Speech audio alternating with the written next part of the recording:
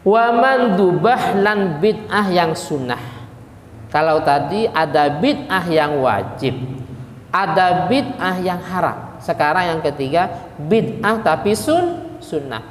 Dianggap bid'ah karena tidak ada di zaman Nabi, tapi sunnah. Contohnya kaihdasi rubutih, seperti membuat piro-piro pondok,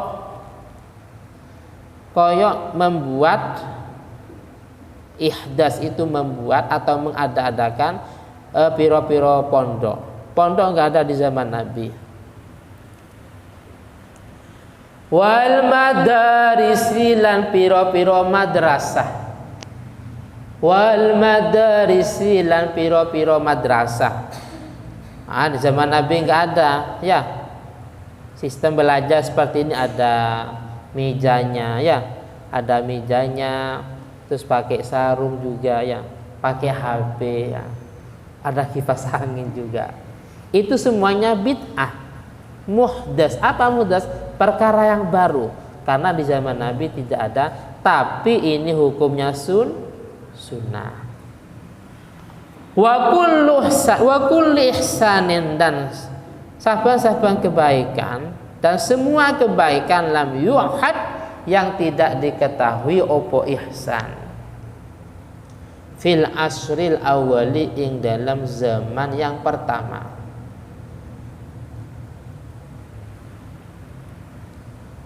Fil asril awali ing dalam zaman yang pertama.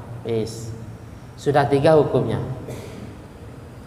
Jadi bid'ah ini sudah 3. Yang keempat, wa makruha, lan bid'ah yang makruh.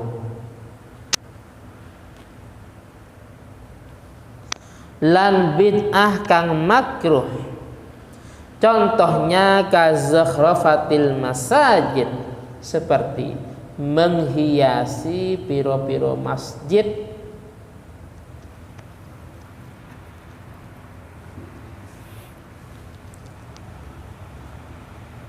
Seperti menghiasi piro-piro masjid, itu hukumnya makruh.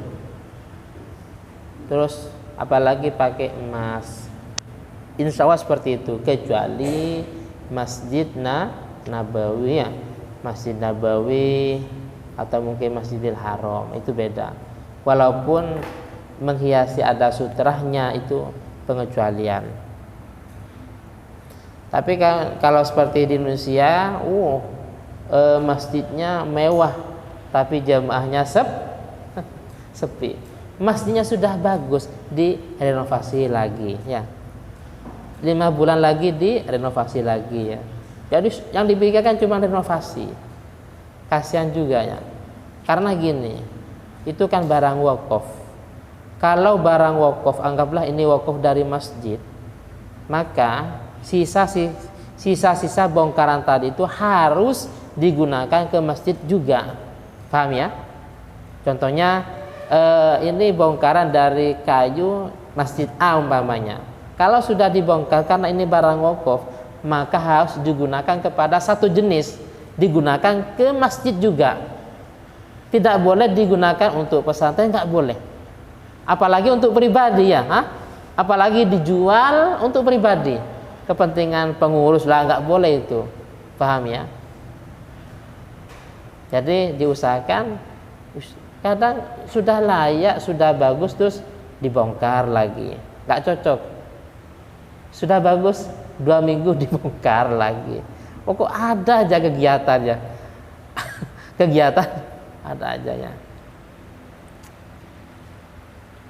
Makruh, dan itu dalam hadis dikatakan termasuk tanda-tanda akhir zaman atau hari kiamatnya. Berlomba-lomba dalam masalah urusan bangunan masjid. Wah, masjidnya megah semua.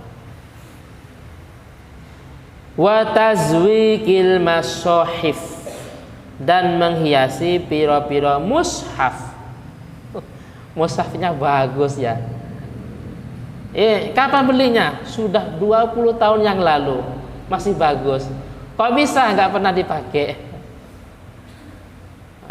Putra sudah punya cucu umpamanya, Al-Qur'annya masih bagus, ada ukirannya umpamanya bagus. Yang nanya cucunya, "Mbahnya, ini kok bagus, Mbah? Kapan belinya?" "Sudah lama, nak. Sudah 60 tahun yang lalu," umpamanya.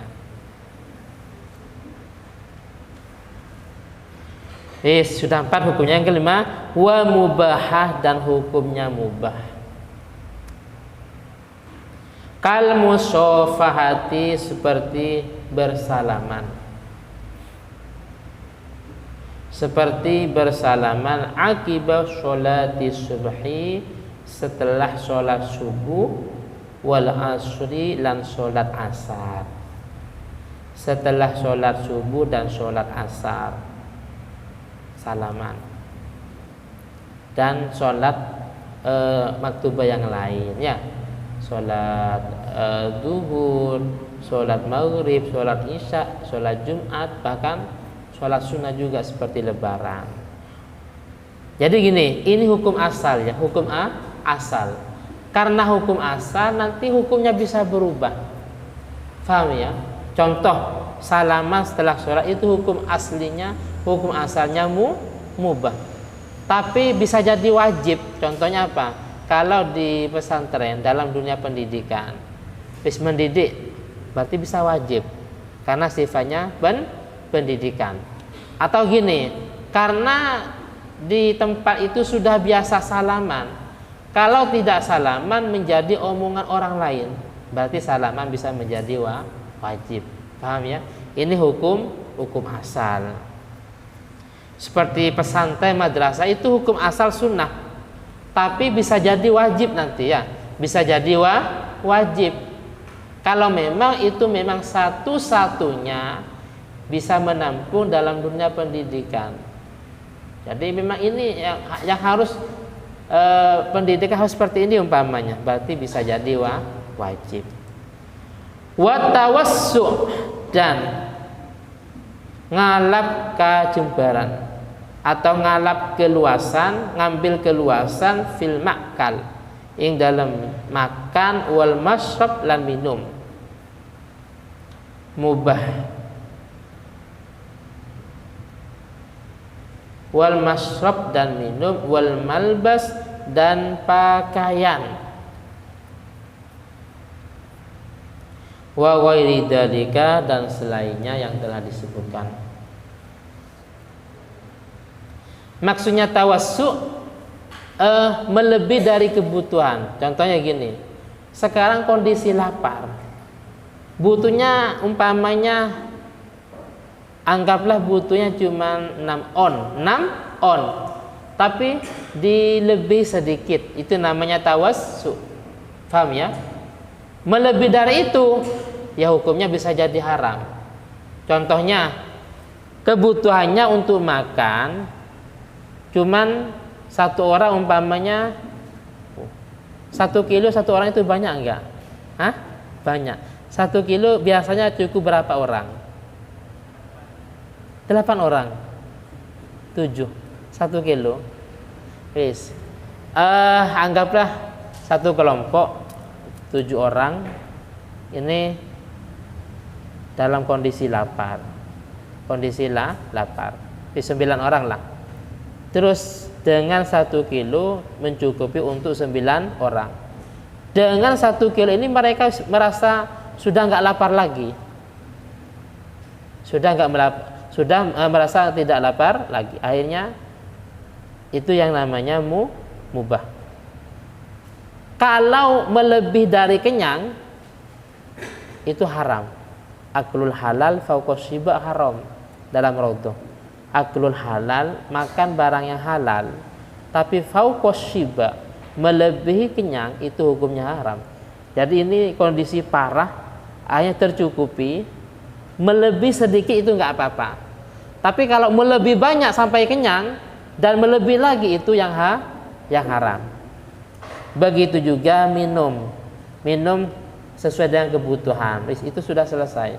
Terus ditambah sedikit gak apa-apa. Tapi kalau tambahnya banyak, itu bisa jadi haram. Begitu juga pakaian sederhana. Lebih bagus sedikit, itu namanya tawassu. Tapi kalau terlalu mewah, itu namanya bukan tawassu lagi. Paham ya? Karena kita ada di pesantren. Bisa jadi tidak diperbolehkan. Bedanya tawassu antara suami istri.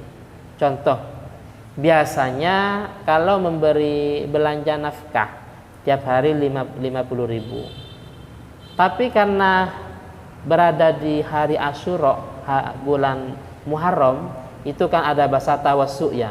Ada tausiul iyal, memberi keluasan kepada keluarga. Mestinya belanjanya tiap hari sekian 50.000, karena di bulan Muharram, Tasu'a atau Asyura itu kan dianjurkan tausiul iyal, memberi keluasan kepada keluarga. Jadi di hari itu belanjanya ngasih berapa? 200.000. Nah, itu bagus ya. 200.000 itu dianjurkan. Dan yang lainnya. Fa idza araftah ma dzukira